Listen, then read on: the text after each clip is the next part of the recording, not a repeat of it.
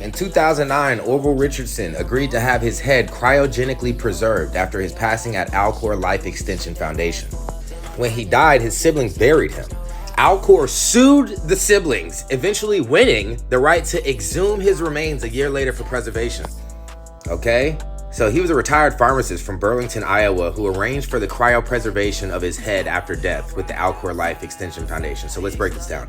All right, so cryogenics is essentially like freezing something to the point of, oh, in the future we might have technology that can bring this thing back, okay? So he cryogenically froze his head. So it's frozen for research purposes, essentially. He paid $53,500 and signed legal documents. He paid for this?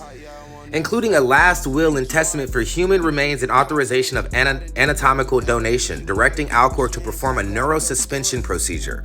However, when he died on February 19, 2009, his siblings, acting as co-conservators, buried him without notifying Alcor, and maybe they didn't know, but they're wording this like they did and tried to get over it. Alcor discovered Richardson's burial 2 months later and sued his siblings to exhume his body.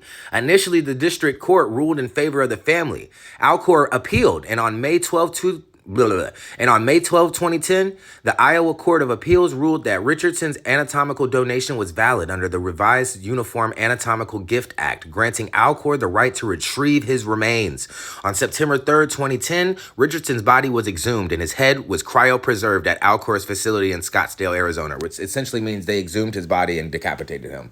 But the more you know, right? Have you ever heard about this?